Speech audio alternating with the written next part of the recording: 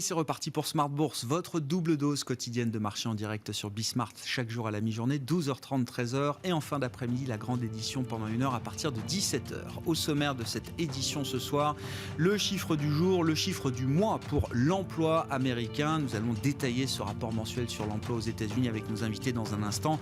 Notez qu'on est toujours sur une dynamique de création d'emplois. C'est le point à retenir, même si ces créations d'emplois sont un peu inférieures à ce que le marché estimait, ce que les économistes estimait. Il faut tenir compte quand même de révisions positives pour les mois précédents, octobre et septembre, et un chiffre de création d'emplois en novembre qui s'établit à 210 000 en première lecture. Encore une fois, ces chiffres seront révisés.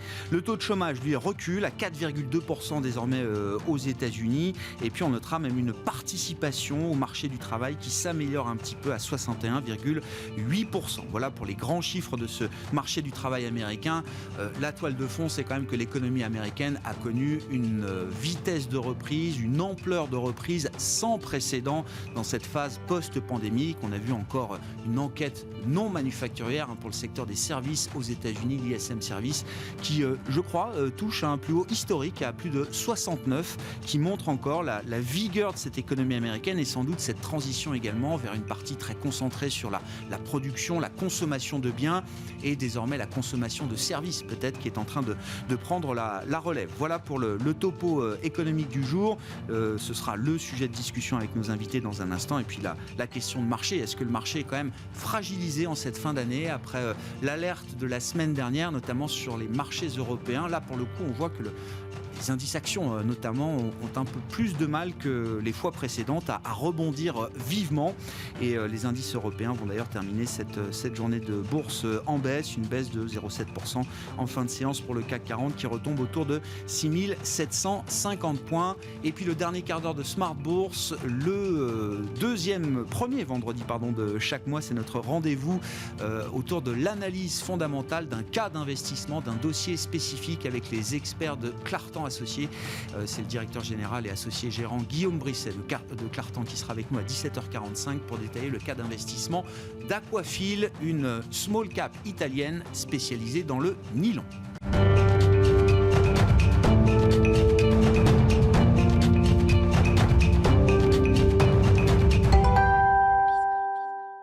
Mais d'abord, les infos clés du jour en cette fin de journée sur les marchés, c'est avec Alix Nguyen. C'est un autre coup de bambou pour la bourse de Paris qui tâche malgré tout de rester optimiste. Aux États-Unis, le mois dernier, l'économie américaine a créé nettement moins d'emplois qu'attendu, et ce malgré l'augmentation des salaires et l'expiration des allocations chômage du gouvernement fédéral. Dans le secteur non agricole, le département du travail fait état de 210 000 nouveaux emplois. Le taux de chômage est revenu à 4,2%, au plus bas depuis février. Omicron inquiète toujours alors que le nombre d'infections prolifère dans la province de Gauteng en Afrique du Sud, touchant essentiellement les jeunes, catégorie la moins vaccinée.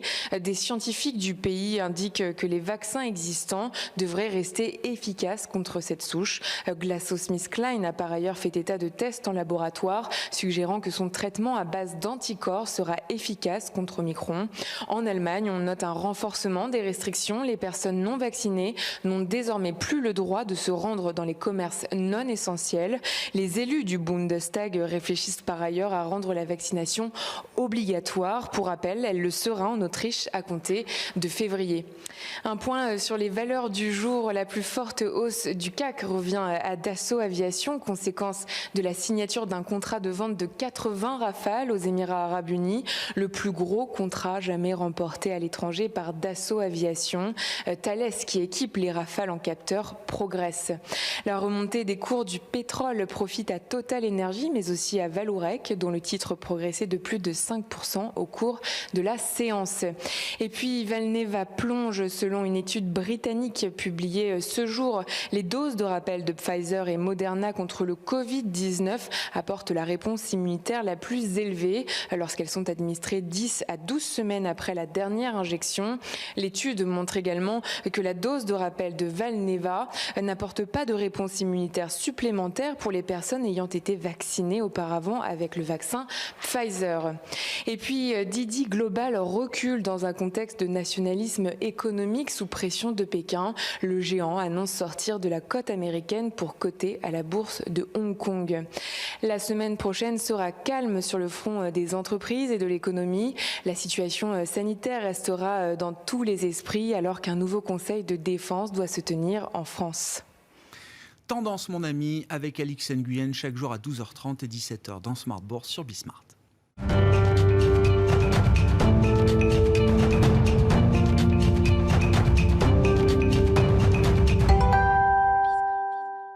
Trois invités avec nous chaque soir pour décrypter les mouvements de la planète marché. Wilfried Galland est avec nous, directeur stratégiste de Montpensier Finance. Bonsoir Wilfried. Bonsoir Grégoire. Merci d'être là. Merci à Gustavo Orenstein de nous accompagner également. Bonsoir Gustavo. Bonsoir. Vous êtes directeur de la recherche et de l'allocation d'actifs de Dorval Asset Management. Et Axel Bott avec nous également pour commenter l'actualité de marché ce soir. Bonsoir Axel. Bonsoir. Stratégiste chez Ostrom Asset Management. Axel, nouveau rapport mensuel sur le marché du travail américain. Comment on lit ce point supplémentaire dans la série ? Et puis, 20 mois après la crise pandémique, force et faiblesse de cette dynamique du marché du travail américain.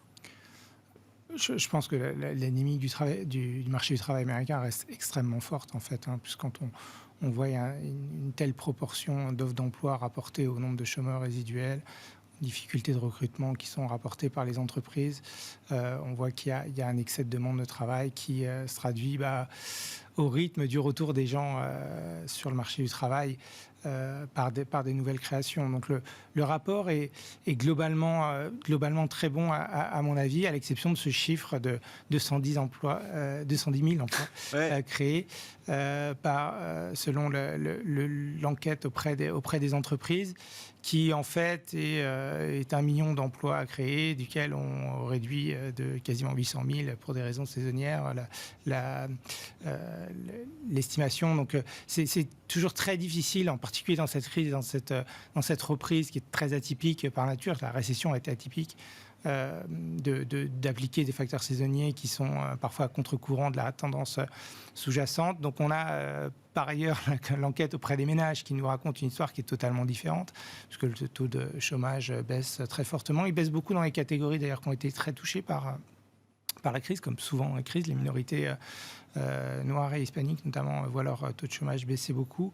Et là, on crée 1 million d'emplois. Donc ces chiffres vont se lisser, mais je pense que tout ça va dans le bon sens. Et on voit je pense que le taux de chômage résume quand même assez bien peut-être pas au mois le mois, mais en tout cas en tendance, ce qui se passe sur le marché du travail. On est revenu au niveau qui prévalait avant la crise. Donc moi, on est à 4,2, on peut considérer qu'on est au plein emploi effectif.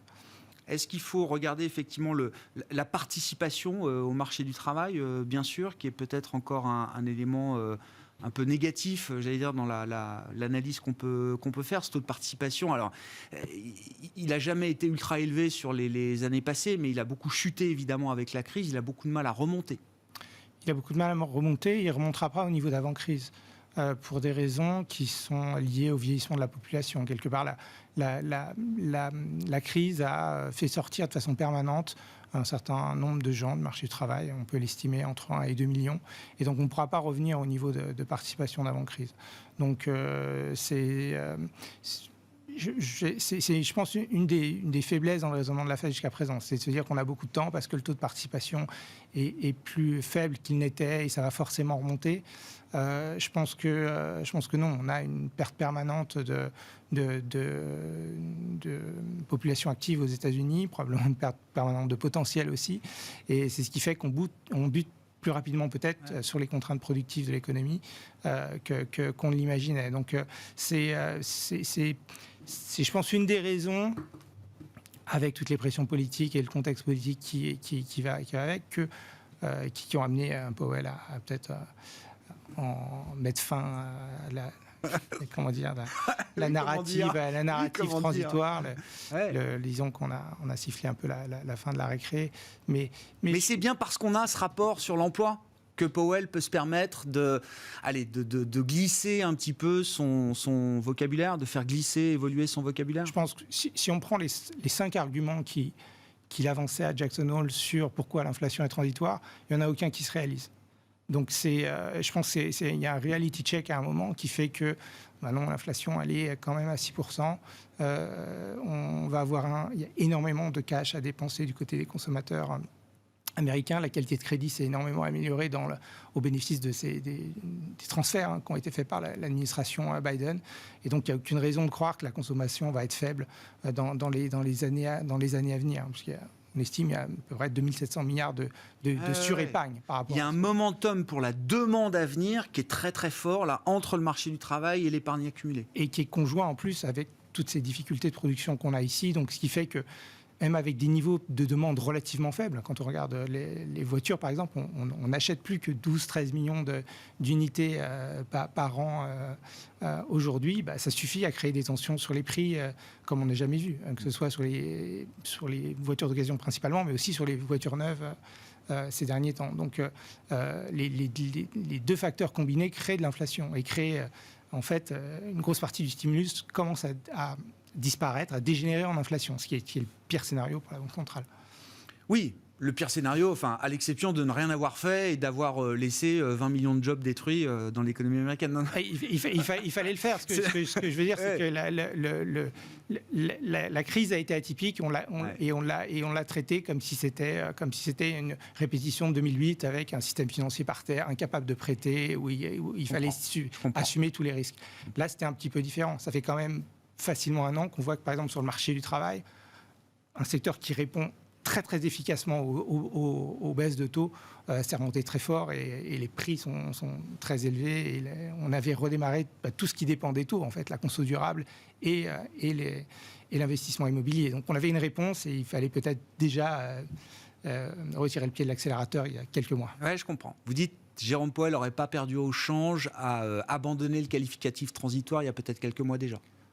Oui, et déjà infléchir un peu la politique monétaire. Parce que, ne serait-ce que le sizing, la taille du QE était beaucoup plus fort que les émissions nettes du Trésor. Donc, pourquoi, quelque part? On savait en plus que Yellen avait consommé tout le cash au lieu d'émettre. Donc, il n'y avait pas besoin d'acheter autant de titres, je pense. Bon, Gustavo, alors sur les forces, faiblesses du marché du travail et de l'économie américaine en cette fin d'année 2021, et puis bien sûr, question de politique monétaire derrière. Il y a quand même, voilà, d'abord, il y a beaucoup de débats entre économistes. Il y a beaucoup de débats. C'est vrai que cette idée-là, on l'entend. C'est une vision qui se défend complètement. De l'autre côté, il y a d'autres économistes qui ont une position un peu différente. D'abord sur le marché du travail lui-même, parce qu'il y a un mystère quand même sur le marché du travail américain. Il y a quelque part, quand on compare par exemple les États-Unis et la France, c'est intéressant. Le PIB français n'est pas encore revenu à son niveau bientôt, mais enfin pas encore complètement revenu à son niveau d'avant le Covid, alors que les États-Unis, oui, le niveau est effectivement au-dessus. En termes d'emploi, par contre, la France est revenue à son niveau d'avant le Covid et pas les États-Unis. Il y a un trou, il y a un manque, il y a un mystère. Alors, il y a eu une forme de reprise sans emploi aux États-Unis et une reprise avec beaucoup plus d'emplois, en tout cas en France. Pas sans emploi, c'est une reprise sans travailleurs. C'est-à-dire qu'il avait des demandes d'emploi, mais il n'y avait pas d'offres. L'offre dans le sens, c'est pas les offres d'emploi, mais plutôt les offres de travail, de force de travail. Et donc il y a une sorte une partie de la main d'œuvre qui a quitté le marché du travail effectivement. Il y a une partie liée au vieillissement, mais ça n'explique pas tout en fait. Et donc il y a un mystère. On ne sait pas où sont passés ces travailleurs. Pourquoi ils ne reviennent pas? Est-ce que c'est parce que les salaires sont trop élevés, pas assez élevés, pardon, et donc ils veulent des hausses de salaire? C'est ça. Est-ce que le prix va peut-être être un élément de réintérêt pour une partie des gens qui sont plus dans le marché du travail? Ce que la Fed a observé, il faut aussi voir d'où on vient. Ça. Les 15 dernières années, on a eu une inflation faible. Et on a toujours été surpris par cette inflation, à la fois une inflation faible et un marché du travail qui a été plus fort que ce qui était attendu tout au long des 15 dernières années. C'était toujours ça. Et donc la leçon que les banques centrales ont, en tout cas on avait l'impression qu'elles avaient tiré cette leçon, qui était de dire en fait il y a plus de place que ce que nous pensons. Plus de place pour pousser le marché du travail, pour avoir une économie un peu plus chaude, avec des hausses de salaire, qui après tout ne sont pas en soi un problème si la productivité est là. Donc il faut aider, il faut pousser, il faut que l'emploi soit le maximum possible. Il y a une certaine élasticité de la participation au marché du travail. Oui, certaines personnes vont quitter le marché du travail aujourd'hui, mais s'il est suffisamment intéressant, si le taux de chômage est suffisamment bas, si les salaires sont suffisamment attractifs, ils vont revenir sur le marché du travail. Donc il y a une vraie difficulté à lire et à dire exactement de quoi il s'agit quand on regarde les chiffres. Les chiffres de ce mois, en plus, sont perturbés par le Covid. Encore une fois, le Covid est quand même là. Il reste là, même si, évidemment, à chaque fois, on semble mieux se faire avec. Et donc l'économie s'ajuste, mais bon, il a quand même son impact et il aura encore de l'impact dans les prochains mois. Donc on les voit un petit peu dans ces chiffres-là. Donc il y a quand même un mystère. Et jusque-là, la Fed donnait l'impression de dire « Ok, je donne la chance au marché du travail ouais. ». Et le pivot de la Fed, c'est de dire « Oui, mais rappelez-vous qu'on a un mandat dual, il y a le marché du travail, on ne l'a pas abandonné, mais il y a aussi l'inflation ». Et là où je trouve que c'est gênant et ce qui crée, c'est une certaine nervosité, une certaine confusion, dans mon propre esprit d'ailleurs, je l'avoue bien volontiers, c'est que du coup, il y a à gérer de la part de la Fed une contradiction entre ces deux morceaux de son mandat. Ce qui n'était pas le cas des 15 dernières années, puisque les 15 dernières années, ça allait dans le même sens. Il n'y avait pas assez d'inflation, il fallait y aller, il n'y avait pas de problème. Mais là, c'est plus gênant parce qu'il y a effectivement trop d'inflation. Que ça soit temporaire ou permanent, à la limite, c'est plus la question, c'est que c'est devenu gênant. C'est devenu gênant politiquement, c'est devenu gênant pour Biden, l'administration Biden, qui du coup dit, elle se retourne vers, c'est qui ici le responsable de l'inflation ? Ah, c'est vous, faites quelque chose. Donc il y a ce pivot, et c'est pas évident à mener ce pivot sans perturber l'idée de la réflation, c'est-à-dire l'idée que justement on veut de l'inflation plus élevée. Alors évidemment pas une inflation énorme, mais on veut une inflation un peu plus élevée. On l'a, mais on est gêné. Autre chose aussi, et ça va être intéressant, si on se projette sur ce qui va se passer dans les prochains mois, on sait que l'inflation va redescendre. Tout le monde le sait, tous les économistes, l'OCDE a publié son rapport il n'y a pas très longtemps. On le sait ne serait-ce que par le jeu des effets de base, sans s'aventurer au-delà. Voilà, sans faire des choses miraculeuses. On sait que ça va baisser, on ne sait pas jusqu'où ça va arriver, il y a un doute. Mais donc on va se retrouver à un moment où la Fed va se mettre à resserrer sa politique au moment où l'inflation va rebaisser. Alors comment elle va raconter ça ? Comment le marché venant de 6%, effectivement. Donc, a priori, personne n'imaginait que 6% était le nouveau rythme. Mais vous savez, quand ça va passer de 6 à 4, de 4 à 3, tout d'un coup, on va se dire, mince, moi j'avais parié sur l'inflation qui accélère tout le temps. En fait, elle n'accélère plus. Et la Fed, elle, est dans un discours un peu différent. Tout ça peut créer un peu de confusion. En tout cas, je comprends la confusion du moment sur les marchés, la volatilité des taux courts. Quelques souvenirs, évidemment, le souvenir traumatique, je dirais, surtout pour la partie courte de la Banque d'Angleterre. Tout le monde était préparé à une hausse de taux, et en fait, au dernier moment, ils ont hésité. Aujourd'hui, tout le monde, ils vont accélérer le rythme du tapering, très bien. Ils vont commencer à penser à la hausse des taux, ça c'est nouveau par contre. En juin de cette année, ils avaient déjà dit, oui, le tapering, on va le faire. En tout cas, on y pense, on arrête de penser qu'on y va. Ouais. Cette fois-ci, en plus, directement, ils disent, on commence à penser à la hausse des taux. Ok, c'est pricé peut-être effectivement dans la courbe des taux, de 3 hausses, mais quand même. Dans une idée d'optionnalité, moi c'est ce que je comprends, c'est de se dire, s'il faut qu'on aille vite sur des hausses de taux parce que on constate une inflation toujours plus persistante, toujours plus élevée, on n'hésitera pas à le faire, mais bon... Oui, ils sont pas obligés de le faire. C'est pas un engagement, il y a pas un engagement. Mais le fait qu'elle en parle veut dire qu'on le price aujourd'hui, qu'on s'y prépare. Sinon, les marchés sont tournés effectivement vers l'avenir et donc sont dans cette dynamique. Wilfried, est-ce que Jérôme Powell a eu raison d'abandonner ce qualificatif transitoire ? Est-ce que c'était le bon moment pour le faire ? Est-ce que c'était déjà trop tard ? Et qu'est-ce que ça implique effectivement ? Est-ce que ça change quelque chose dans la fonction de réaction de la Réserve fédérale américaine ? Alors, beaucoup de choses ont été dites, assez longuement d'ailleurs. Vous avez du temps aussi. Non, mais c'est vrai. Tout le sujet aujourd'hui, c'est comment est-ce que la Fed veut faire évoluer sa notion de prévisibilité ou d'imprévisibilité. Il y avait toute une doctrine des banquiers centraux disant, en gros c'était Melvin King qui disait, l'ancien président de la Banque centrale d'Angleterre, disant que les banquiers centraux doivent être aussi imprévisibles que possible pour justement garder toute leur possibilité d'action au fur et à mesure de l'évolution des différentes données. Et puis on a eu au fur et à mesure des années, en particulier avec Janet Yellen, un changement pour justement arriver à plus de rigidité, à plus de ce qu'on appelle la forward guidance, à plus de prévisibilité. Là, on arrive à un moment qui est un petit peu compliqué. C'est-à-dire qu'on avait, il y a 18 mois, un pivot stratégique de la Fed qui était assez fondamental, à Jackson Hole, août 2020, je rappelle. La Fed change son appréciation de l'inflation et dit aujourd'hui, mon appréciation de l'inflation, j'ai une appréciation qui est symétrique et moyenne. Ça n'a absolument plus rien à voir. Et régulièrement, dans les conférences de presse, Jérôme Powell rappelle, si vous n'avez toujours pas compris que j'ai changé de méthode, je vais vous le rappeler. Il le dit fréquemment.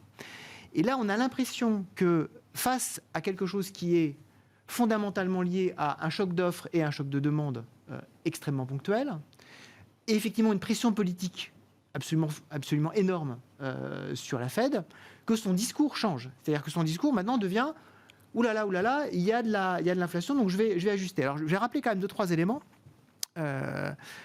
En particulier le fait que, en tendance, si on prend depuis 2011, donc depuis, on va dire, le cœur de la fin des turbulences liées à la grande crise financière, si on prend le core PCE, donc l'indicateur d'inflation que suit réellement la Fed, on atteint tout juste en tendance les 2%. On est à peine à 2%, en tendance. Donc on n'est pas du tout encore au-dessus. Donc quand j'entends des gens s'affoler en disant « Ah, on a de l'inflation », mais on se calme, on se détend, c'est pas du tout le cas. Alors la Banque Centrale Européenne, c'est encore pire.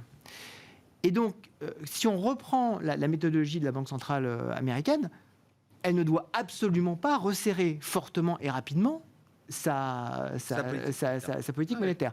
Si elle le fait, et moi j'en suis profondément convaincu, ce serait une erreur fondamentale et profonde de politique monétaire.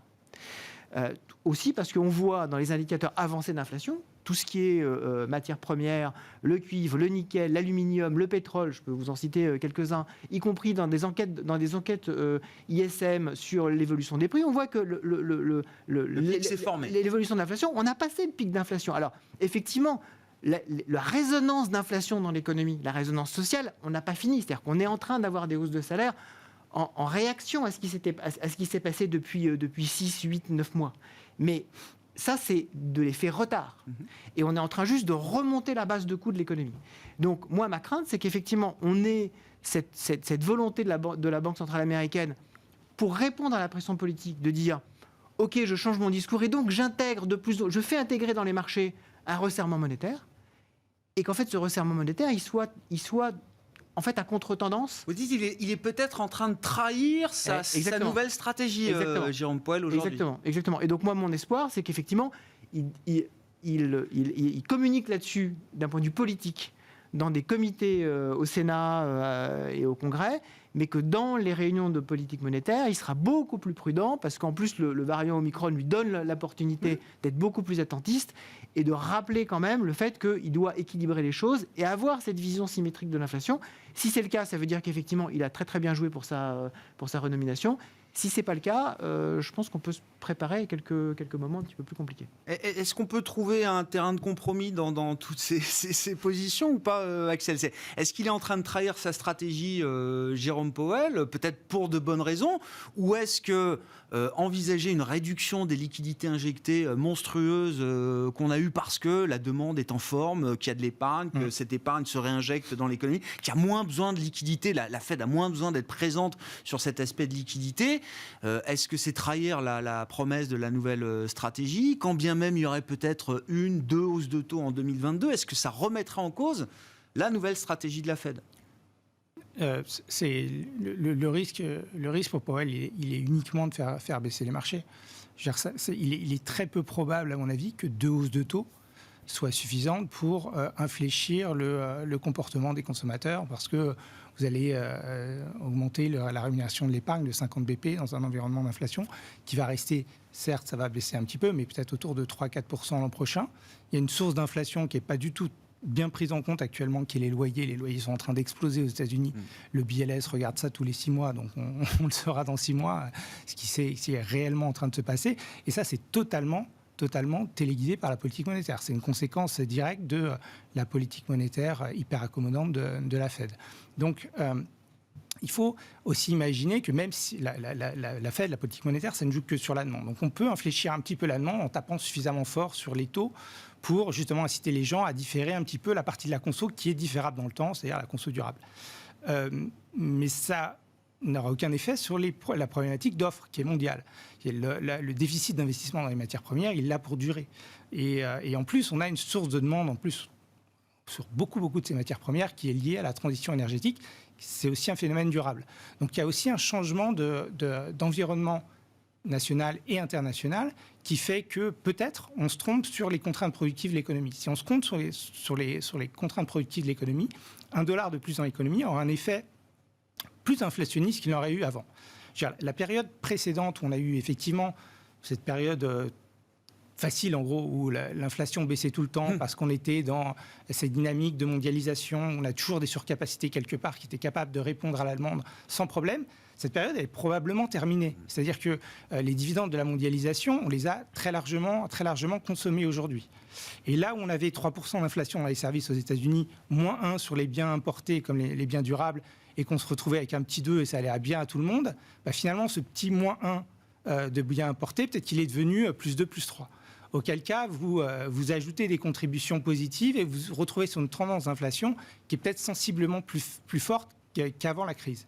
Donc, et ce qui trahit sa nouvelle stratégie d'être plus tolérant sur l'inflation, je pense qu'on adapte toujours le framework à ce qu'on a envie de faire. Ça, c'est du reverse engineering à chaque fois. C'est Lagarde, 15 décembre, si elle n'a pas envie de monter les taux, elle a envie de dire qu'elle peut monter les taux, elle vous mettra un 7 au lieu d'un 5 dans 2 ans. Tout ça est du reverse engineering. Je pense que ça n'a aucune espèce de... Ça ne correspond pas vraiment à une contrainte pour eux, ni même une trahison de son... Même en termes de crédibilité, vous dites que ce n'est pas un sujet. Non, je ne crois pas que ce soit vraiment un sujet. Par contre, là où on peut s'inquiéter sur la stratégie de la Fed, c'est que je pense que Biden a reconduit Powell en lui disant Coco, à 5% d'inflation l'année prochaine, je perds les midterms.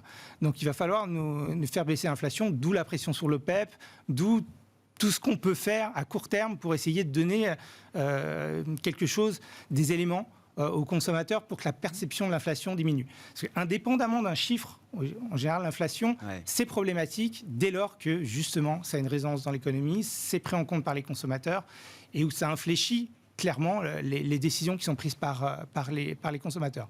Donc je pense que le boulot de la Fed est très très compliqué et qu'ils auraient dû faire preuve d'un peu plus de prudence de l'autre côté, face au risque d'inflation qu'on pouvait déjà voir émerger il y a plusieurs mois.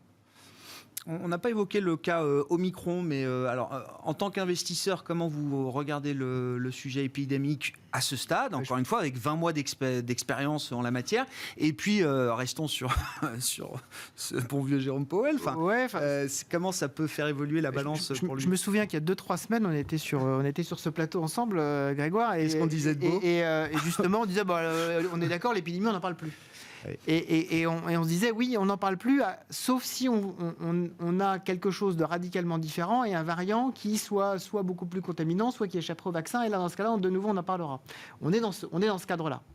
On est dans ce cadre-là, sachant que ce cadre-là, il est totalement mouvant, puisqu'on a très très peu d'informations. On sait a priori qu'il est beaucoup plus contaminant, il se propage beaucoup plus vite que les précédents variants. Après, est-ce qu'il est plus dangereux ou pas ? On a pas mal d'informations qui sont peut-être plutôt rassurantes aujourd'hui, mais enfin, on n'en sait pas grand-chose.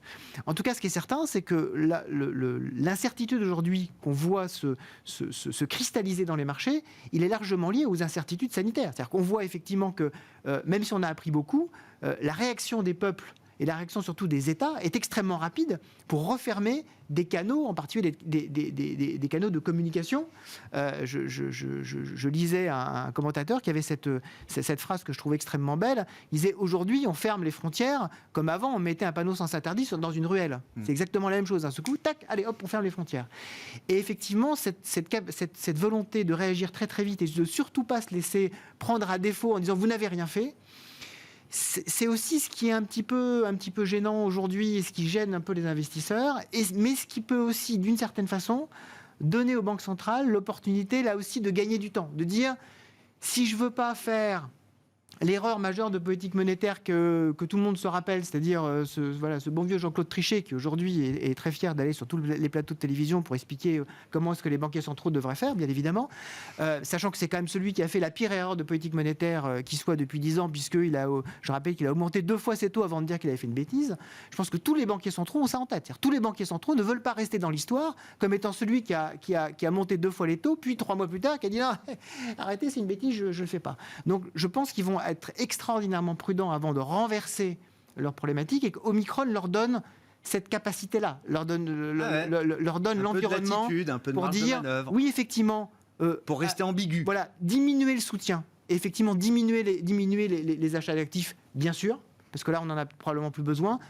Aller vers une réduction de la liquidité mondiale, parce que c'est de ça dont on parle. Je pense qu'on oublie aussi beaucoup qu'au cœur de la crise, moi je me souviens très bien en mai, c'était mars-avril 2020, la question qui se posait, on l'a complètement oublié, c'est est-ce qu'on fermait les marchés financiers ? Ah oui. On avait des questions qui tournaient en disant est-ce qu'il faut fermer les marchés financiers tellement on est en crise de liquidité ? Aujourd'hui, tout le monde l'a oublié en disant mais non, ça se passe très très bien.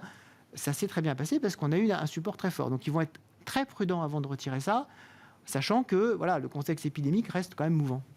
Ce qui est intéressant au passage, c'est que le 28 octobre dernier, Christine Lagarde, suivie d'autres membres du Conseil des gouverneurs dans les jours d'après, se sont quasiment pré-engagés à la fin du programme d'achat d'urgence pandémique, comme prévu pour fin mars 2022. Ouais. Et que les prévisions, peut-être un peu vite. Et que les prévisions économiques de la BCE qui nous présentera mi-décembre, il ne faut pas oublier qu'elles sont arrêtées au 24 novembre. Oui, bien sûr. La pandémie, la résurgence n'était pas encore. Elles sont arrêtées. Les prévisions qui vont nous être présentées mi-décembre ont été arrêtées juste avant, 3 jours avant la découverte du variant Omicron. Donc ça va être un exercice rhétorique intéressant de savoir comment est-ce qu'on va présenter tout ça. Gustavo aussi, il y a encore des choses à dire sur les banques centrales et puis on va parler des marchés aussi. Oui. Bon, sur Omicron, ça a été dit, on a très peu d'informations. Disons simplement ce qu'on a observé, c'est que la vaccination, ça change quand même un peu la donne, que la 3e dose, là, le booster, ça semble marcher. Ça marche au Royaume-Uni, ça marche en Israël. Donc bon, il y a plutôt, on va dire, de l'espoir, en tout cas qu'il y aura un impact, même si c'est plus gênant, notamment en termes de vaccination même si c'est plus gênant, l'impact économique sera relativement faible, gérable. Après, les banques centrales, on a toujours intérêt à dire on sera prudent, etc. On ne coûte de rien. Donc, très bien, on sera prudent. Voilà, ça, c'est sur ces aspects-là. Voilà, après, sur la politique monétaire, parce que c'est un point, quand même, effectivement, qui, je pense, qui est super important, évidemment, sur ces questions de marché financier. Je crois quand même que, je ne sais pas s'il y aura une erreur. On a l'impression, quand même, pour essayer de justement mettre tout le monde d'accord, c'est que quand même ça va pas être facile, c'est pas facile, c'est vrai, mais on n'a pas non plus l'impression que la Fed ou que Powell va donner un grand coup de poing sur la table en disant bon, l'inflation ça suffit. Enfin, vu les niveaux des taux longs, on n'a pas l'impression qu'il y ait une sorte de message énorme, d'une pression énorme des marchés. Donc bon, peut-être ils tentent simplement un truc qui n'est pas évident, mais qui serait de dire je vais faire des choses qui vont rassurer les gens, que j'aurais l'impression d'avoir fait quelque chose, mais en même temps je veux pas que ça fasse ralentir vraiment l'économie. Ce qui pose un problème, c'est-à-dire comment la Fed contrôle effectivement l'inflation en faisant monter le chômage. Mais alors voilà, mais c'était ça ma question quand vous disiez c'est presque contradictoire. Oui, il n'y a pas de chemin de crête possible. À un moment, s'il faut traiter l'inflation, c'est forcément récessif pour l'économie. C'est comme ça que la politique fonctionne de cette manière-là. Ouais, là, il y a une tentative de jouer sur les anticipations. Et pour les midterms, c'est pas génial. L'essentiel des récessions a été provoqué par la Fed dans l'histoire. Hormis les crises financières qui sont quelque part autonomes, toutes celles, disons, d'avant 70 on va un petit peu trop loin dans le resserrement et de façon parfois délibérée, comme l'avait fait Volcker. Donc oui, il faut une récession si on veut faire baisser l'inflation. Donc il ne veut pas faire vraiment baisser l'inflation. Vous voyez le truc, il ne veut pas vraiment faire baisser l'inflation en fait, parce qu'elle ne veut pas provoquer une récession. Le marché du travail est peut-être un peu chaud, mais bon, on n'en est pas non plus très sûr, il y a quelques mystères. Donc ce qu'elle veut, c'est quoi ? C'est essayer de répondre. C'est vraiment comme quand vous allez chez le médecin, vous dites j'ai mal, le médecin ne vous dit pas mais non, vous n'avez pas mal. Si bien sûr, prenez une aspirine, allez vous coucher. Bon, c'est un peu allez, prenez une aspirine, allez vous coucher. Je fais 2-3 hausses de... Bon, je fais le tapering. Et revenez dans une semaine si ça va pas mieux. Je fais 2-3 hausses de taux. Vous voyez, je l'ai fait. Bon, mais il ne faut pas en faire trop. Mais si elle veut vraiment la peur, le scénario de risque, et il y en a un, c'est qu'effectivement, la Banque centrale dit tape sur la table. Un coup de poing. Non, ça suffit. L'inflation. Et là, si elle fait ça, ça veut dire qu'effectivement, elle monte les taux suffisamment pour que l'économie ralentisse. Et là, c'est le drame. Là, c'est le drame. Peut-être un point intéressant, alors sur la partie européenne, parce qu'on a bien compris quand même qu'aux États-Unis, budgétaire, monétaire était bien aligné, incarné par le tandem Powell-Yellen. Un des grands enjeux là, à soulever par les économistes pour 2022, c'est quand même toute la discussion qui va reprendre en Europe sur les règles budgétaires post-Covid. Suspendu évidemment, revenir au pacte tel qu'on le connaissait, 3% de déficit, 60% d'endettement, bon, ça paraît ubuesque et ce serait récession majeure immédiate pour la zone euro. Donc, il faut trouver un nouvel environnement, un nouveau cadre budgétaire qui sera sans doute quand même beaucoup plus pro-croissance. La BCE s'est exprimée d'ailleurs à ce sujet aujourd'hui, elle participe bien sûr aux discussions. Le plus la politique budgétaire sera pro-croissance, le plus ça me facilitera la tâche à moi, Banque Centrale Européenne, qui pourra rester concentrée sur mes sujets et je ne serai pas obligé de supporter tout le poids, effectivement, du soutien économique si la politique budgétaire demain en zone euro est un peu plus pro-croissance. Alors, effectivement, on a longtemps regretté du côté de la BCE le manque d'action du côté budgétaire. Le problème, qui a fait faire des erreurs aussi, sans doute. Probablement. Mais le problème, c'est le point de départ. C'est-à-dire que vous avez, quoi qu'il arrive, je pense, un montant incompressible du déficit public que vous devrez maintenir pour avoir ce niveau de croissance qui va devoir être financé par création monétaire, d'une façon ou d'une autre. Donc, ça contraint, ça aligne de fait aussi un petit peu la politique monétaire et la politique budgétaire. C'était un des propos de Philippe Lane. Avant, on l'entend beaucoup moins, Lane, depuis que les Hawks ont pris la parole. Ils sont en tout cas devenus un peu plus présents dans les médias. Mais Philippe Lane avait cette idée, en gros, qu'il y a une composante du QE qui était devenue permanente parce que, en gros, vous ne pouvez pas demander à l'Italie de résorber sa dette. Ça implique un surplus primaire qui serait insupportable socialement. C'est-à-dire qu'il faudrait 5-6% de surplus primaire et donc c'est le seuil de douleur. C'est les recettes moins les dépenses. Donc c'est forcément très, très violent. Donc il y aura probablement, je pense, un deal entre la BCE et les gouvernements pour mettre en place une sorte de règle d'or. C'est-à-dire qu'on financera par création monétaire, on sortira des calculs déficit, les investissements qui sont vertueux, on peut faire ce genre de choses, on peut le coupler avec la transition énergétique. Donc il y a probablement un petit jeu qui va s'opérer entre... à l'initiative de la France et de l'Italie, qui sont les deux plus gros concernés, en fait, et au bénéfice de l'alternance en Allemagne, je pense que peut-être ça facilitera un changement d'optique de ce point de vue, pour faire en sorte qu'une grosse partie des déficits, en tout cas une partie commune des déficits, soit d'une façon ou d'une autre pris en charge par la BCE, et qu'on ait disons, un accord tacite en disant que ces investissements ne seront pas inflationnistes, contribueront au potentiel de croissance, et donc on peut plus facilement les intégrer à une forme de QE permanent. C'est peut-être pas très orthodoxe, peut-être qu'il ne faudra pas trop le dire, j'en sais rien, mais ça paraît quand même être la solution qui s'imposera oui, et à puis un moment. C'est un petit peu l'antichambre de la convergence européenne. C'est que le boulot de la BCE est plus compliqué que celui de la Fed parce qu'ils font face à 19 marchés avec un risque asymétrique qui est énorme. Si la politique budgétaire permet d'unifier un peu plus les choses en zone euro, c'est plus facile pour la BCE de mener une politique monétaire. Les États-Unis sont unifiés par la dette, on va s'unifier peut-être par la politique budgétaire. On fait les choses à l'envers, non mais pas grave. C'est un point intéressant pour 2022, ça c'est un point majeur. Non, mais ça va même déterminer en partie ce que va faire la BCE. On ne peut pas regarder la BCE juste comme ça, toute seule. Déjà, regarder ce qui va se passer. Ce qu'il faut voir, c'est quand même que 2022, c'est une année pivot. Déjà parce que c'est une année très importante électoralement pour un poids lourd quand même français de l'Europe. Et donc... Je pense que le fait que les règles soient mises un peu entre parenthèses jusqu'en juillet 2022 n'est pas totalement étranger au fait que on veut quand même laisser les élections françaises se dérouler dans le calme pour éviter d'avoir un gouvernement trop anti-européen qui se mette en France. Et après, va se dérouler la discussion qu'on a de façon permanente sur qu'est-ce que c'est qu'un déficit structurel, qu'est-ce que c'est qu'un déficit conjoncturel. On a ça véritablement de façon récurrente. Et qu'est-ce qui rentre dans les calculs de règles et qu'est-ce qui sort dans les calculs de règles. Et on voit très bien que la transition climatique offre une porte de sortie magnifique. Puisque les Verts sont membres de la coalition et... Non seulement ils sont membres de la coalition, mais visiblement ils vont avoir un grand ministère de l'économie, pas le ministère des Finances, mais quand même un grand ministère de l'économie, que ces sujets-là sont des sujets qui sont au cœur des discussions et qu'on semble avoir enfin trouvé une espèce d'accord sur la taxonomie européenne. Là, je disais hier que probablement certains investissements dans le gaz et le nucléaire pourraient avoir un label qui permettait enfin d'aller de l'avant, parce que voilà, entre le gaz allemand et le nucléaire français, il va bien falloir quand même trouver une solution.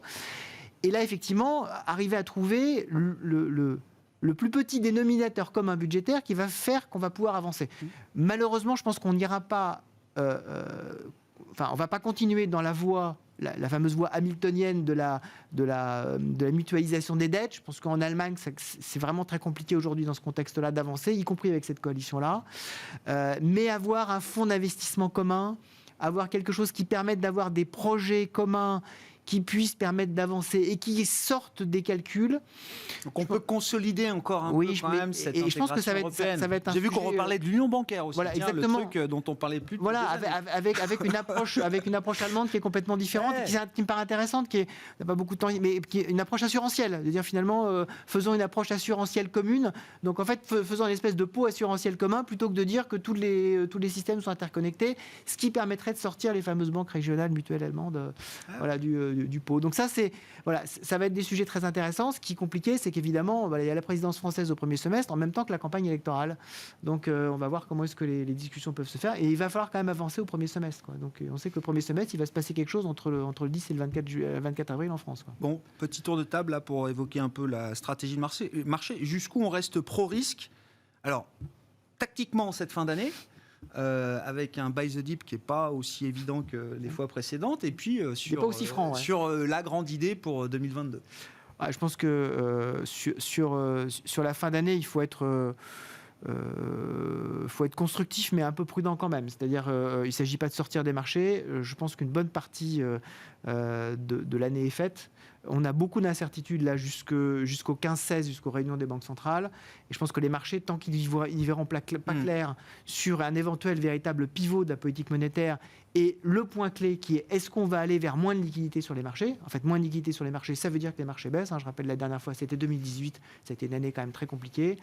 Et donc, d'ici là, je pense que ça va être un marché un petit peu comme on voit aujourd'hui. C'est-à-dire un peu oscillant. Remonté quand même. Un peu oscillant, un peu nerveux, à la merci de toutes les nouvelles sanitaires. Il n'y avait plus de volatilité action, elle était toute sur le marché obligataire. Exactement. Et donc peut-être dans les deux, peut-être repartir à la fin de l'année et puis voir un peu comment est-ce qu'en fonction de l'équilibre sanitaire monétaire, ces deux aspects-là, comment est-ce qu'on va se positionner sur 2022. C'est un petit peu tôt là aujourd'hui. Bon, je sais pas, tactiquement, stratégiquement, il y a quoi le... Non, vraiment, on a envie de sortir le en même temps. C'est fantastique. En même temps.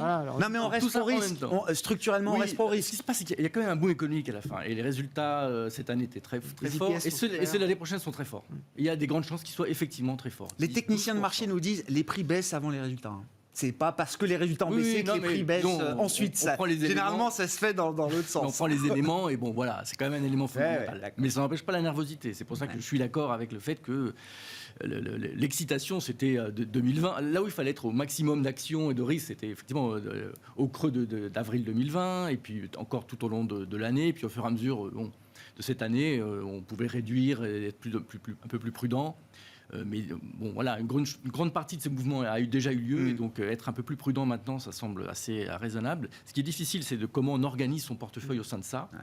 Et c'était tellement compliqué que ce que nous avons décidé de faire, c'était d'être ultra diversifié. Alors c'est toujours un conseil assez facile à donner, mais pour le coup, j'ai l'impression d'avoir une sorte de maximum diversification, parce qu'on ne sait plus comment... Ça fera plaisir à Thomas, mais c'est là. Mais très ressembler à son portefeuille. Oui, ça se retourne tellement vite en plus à l'intérieur des styles. Parce que vous dites... classe d'actifs, sectoriellement, géographiquement, vous dites... Voilà, exact. C'est vraiment très compliqué. Mais en même temps, sortir des marchés, sortir du risque, alors que quand même, il y a un boom économique, c'est pas évident. On a ces questions on en a parlé de la Fed et de la liquidité. Bon, c'est une question importante, mais pour l'instant, on reste quand même, je dirais, investi, mais pas aussi fort qu'on a pu l'être par le passé. Et très honnêtement, je suis désolé de pas donner des sortes de vues très claires, mais c'est d'être le plus possible. Mais oui, c'est quand même une stratégie de gestion comme une autre. Tout terrain, on va dire. Jusqu'où on est encore pro-risque ou jusqu'où on se protège aujourd'hui, Axel? Là, outre le problème de liquidité de fin d'année qui commence déjà, et ces trois banques centrales qui se réunissent mi-décembre avant la trêve des confiseurs. Semaine 50, 14, 15, 16 décembre. Et donc effectivement, on a deux échéances comme ça qui sont assez compliquées à gérer. On aura probablement de quoi revenir sur les marchés en début d'année. En termes de risque, il y a quand même deux échéances en tout début d'année qui sont les élections portugaises. Peut-être plus par le prisme de la dette souveraine, mais on ne sait jamais ce que ça peut donner. Ça sera toujours vecteur de volatilité. Et les élections présidentielles italiennes qui arrivent très vite. Et là, si Draghi y va, probablement que ça risque. Ça peut changer le scénario italien pour la suite. Ça peut changer le scénario italien. Mine de rien, le vote Draghi qui avait amené le spread italien à 90, aujourd'hui le spread italien il est à 130. Et s'il sortait du jeu et qu'on avait de nouveau le jeu politique italien qui revenait impacter nos headlines et faire les gros titres, ça peut aussi générer de la volatilité, une autre forme de volatilité que la réduction de la liquidité qui est évidemment, on parlait des actions après les taux, il y a aussi sur le marché des changes. Vous regardez la volatilité, même sur des changes qui ne bougent pas beaucoup comme l'euro-dollar, la volatilité implicite, elle est passée de 4 à 7. Donc, on a un environnement plus volatile, clairement, avant ces 3 banques centrales et puis les événements politiques début d'année. Outre les grandes parités, le dollar remonte et puis on a vu sur des grosses devises émergentes quand même des mouvements énormes. La Turquie, peso mexicain, le rand sud-africain là, sur le mois de novembre qui accuse quand même des mouvements assez spectaculaires. Merci à vous trois pour cette discussion de marché qui vient clôturer cette semaine. Une semaine compliquée pour les marchés. On n'a pas réussi à revenir sur les niveaux d'avant le sell-off de vendredi dernier. Nos 3 invités ce soir, je le rappelle, Axel Bott, stratégiste chez Ostrom Asset Management, Gustave Orenstein, le responsable de la recherche et de l'allocation d'actifs de Dorval Asset Management et Wilfried Galland, directeur stratégiste de Montpensier Finance.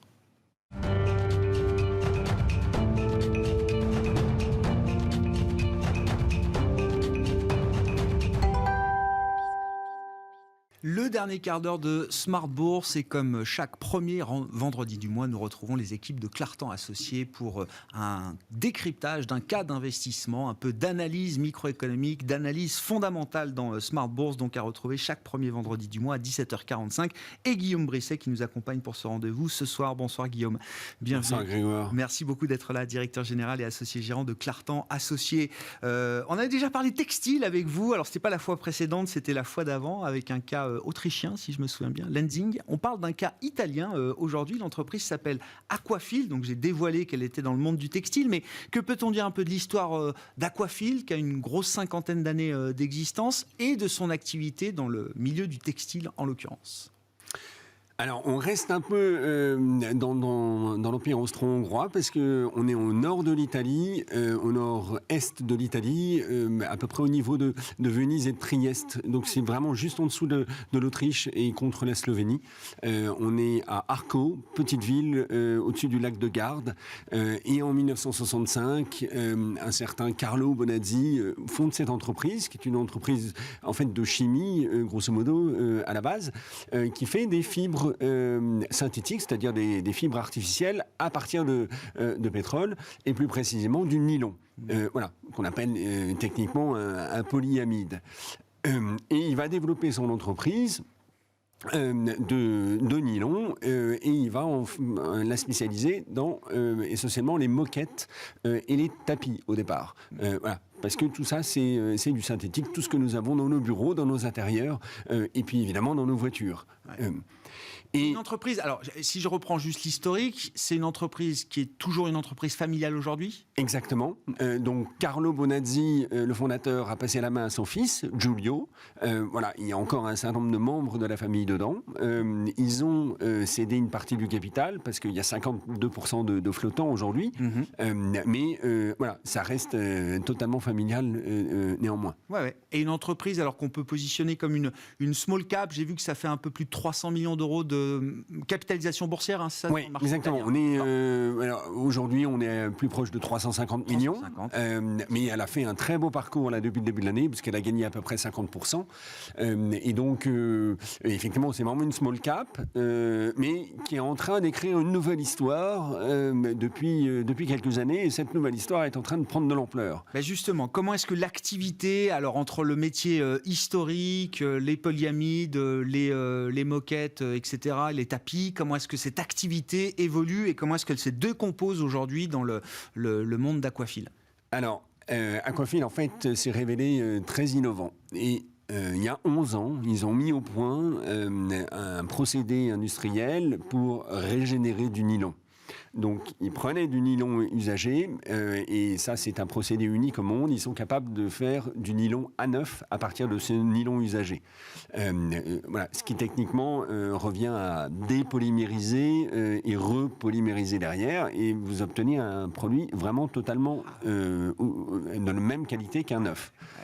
Alors, ils ont commencé en fait avec les filets de pêche. Parce que les filets de pêche sont une calamité en fait pour nos océans, ça traîne partout. Dès qu'ils sont usagés, on les jette et voilà. Et on a tous les images en tête de mammifères marins coincés dans ces filets de pêche. Et ben ils vont commencer à reprendre ces filets de pêche et ils vont les régénérer. Mais là où ils ont été, en l'occurrence, extrêmement forts, c'est que ces filets de pêche, forcément, ça sent le poisson, parce qu'ils ont traîné dans l'eau de mer pendant des années et des années. Eh bien, ils vont être capables d'éliminer cette odeur de poisson. Donc, c'est en ça que, voilà, il y a une vraie innovation. Il fallait une brique technologique supplémentaire entre la dépolymérisation et la repolymérisation. Voilà. Il manquait quand même le traitement de l'odeur, vous dites. C'est exactement. Ça, Guillaume. Exactement. Génial. Et évidemment, c'est hyper important pour fabriquer des moquettes et des tapis, nos intérieurs de voitures, mais ils se sont de plus en plus aussi développés vers le textile. Et aujourd'hui, voilà, c'est aussi une bonne part de leur activité, même si les moquettes et les tapis représentent encore les trois quarts, le reste, c'est essentiellement du textile. Et textile, quand on dit textile en nylon, on adresse à peu près quel segment de marché justement sur le textile? Alors, parce qu'on parle d'habillement là. Hein. Ouais, on parle d'habillement. Oui. Bon, alors, de manière un peu emblématique, vous prenez Speedo, des maillots de bain. Vous prenez toutes les marques de montagne, type Patagonia, type Picture Group, qui sont des marques de sport et qui ont besoin de matériaux un peu sophistiqués, voilà, donc synthétiques. Ils utilisent aujourd'hui Econil. Et ils en font évidemment un instrument marketing, c'est-à-dire que c'est toujours l'idée de Intel Inside. J'ai fabriqué ma veste de montagne avec de l'Econil et donc je suis vert.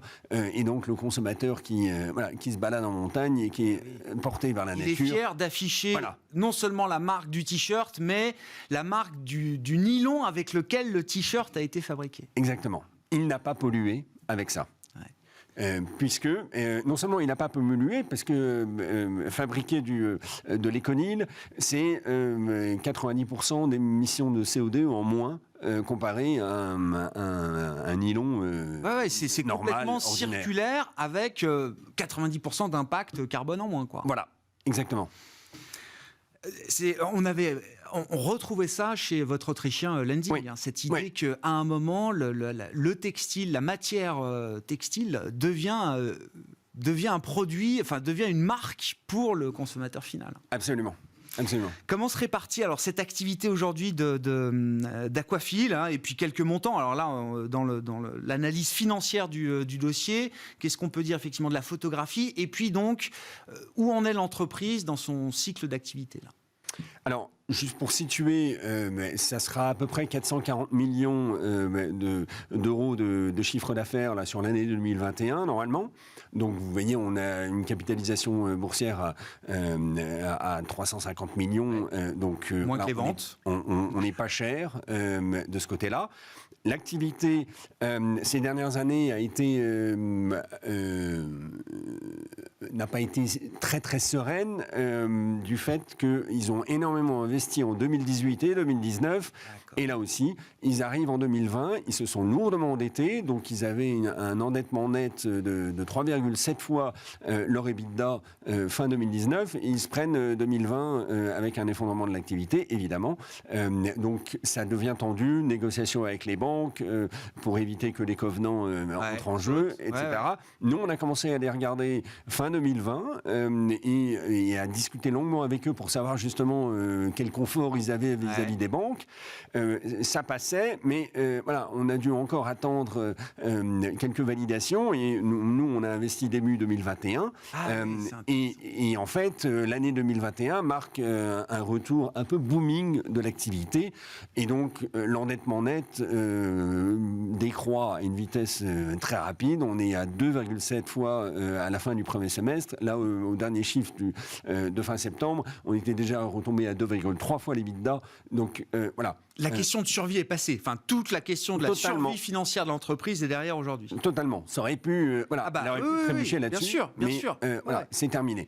Et là, du coup, les marges, mais qui elles aussi sont assez variables, remontent en flèche. Voilà, et on retrouve aujourd'hui les niveaux les plus élevés des 7 dernières années, voilà, depuis l'introduction en bourse, à peu de choses près. Ouais. Et donc, l'entreprise se porte bien aujourd'hui. Elle se porte très bien même. Voilà. Et surtout qu'elle a cette phase d'investissement derrière elle, donc elle va Elle arrive générer au bout de ce cycle d'investissement. voilà, Là, maintenant. donc elle va générer énormément de cash flow dans les années à venir. Bien sûr. Voilà. C'est une entreprise qui est sur le terrain de jeu mondial, qui est positionnée comment? Enfin, je veux dire, en termes de répartition de son activité, c'est équilibré, c'est très concentré sur quelques zones. Alors, elle est italienne, donc elle est très européenne à la base, et elle le reste encore aujourd'hui. Elle réalise à peu près 60% de son chiffre d'affaires en Europe, mais elle s'est développée beaucoup aux États-Unis ces dernières années, et elle a commencé à se développer en Asie. Donc, tout ça est en train de croître, et il y a plus de croissance aujourd'hui pour Aquafil en Asie et aux États-Unis, et donc progressivement ça va se rééquilibrer, mais c'est un groupe vraiment mondialisé parce qu'elle a des sites de production aussi bien en Chine, en Thaïlande, aux États-Unis qu'en Europe, et les ventes, elles, voilà, vont suivre dans les régions comme la Chine et les États-Unis. Quand on regarde un peu les perspectives stratégiques de cette entreprise, alors on comprend l'innovation, là, effectivement, qui est un élément clé aujourd'hui de la proposition de valeur d'Aquafil. Dans un marché du textile nylon, qui a quelle perspective au-delà des maillots de bain Speedo et du t-shirt de montagne, Guillaume? Alors, en fait, il y a beaucoup d'applications, parce que tous vos sacs de voyage, ils sont en nylon, par exemple. Tous vos sacs à dos, tout ce genre d'accessoires, c'est du nylon.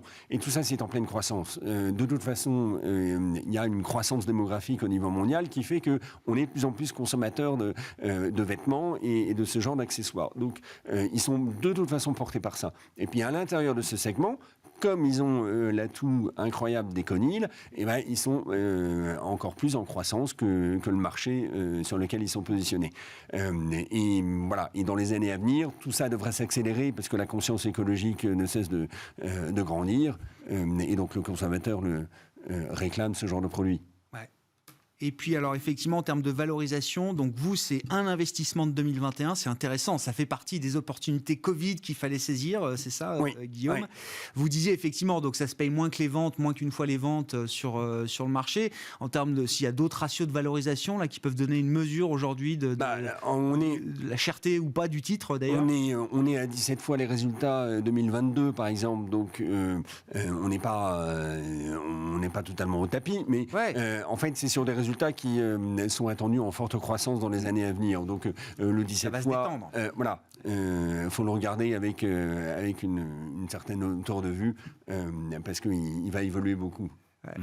Merci beaucoup Guillaume d'être venu nous parler donc dans ce secteur du textile de la société Aquafil. C'était le cas d'investissement que nous analysions ce soir avec les équipes de Clartan Associés, donc cette small cap italienne spécialisée dans le nylon. Guillaume Brisset, directeur général et associé gérant de Clartan, était avec nous ce soir pour ce dernier quart d'heure de Smart Bourse. Très bon week-end. On se retrouve lundi à 12h30 en direct sur Bismart.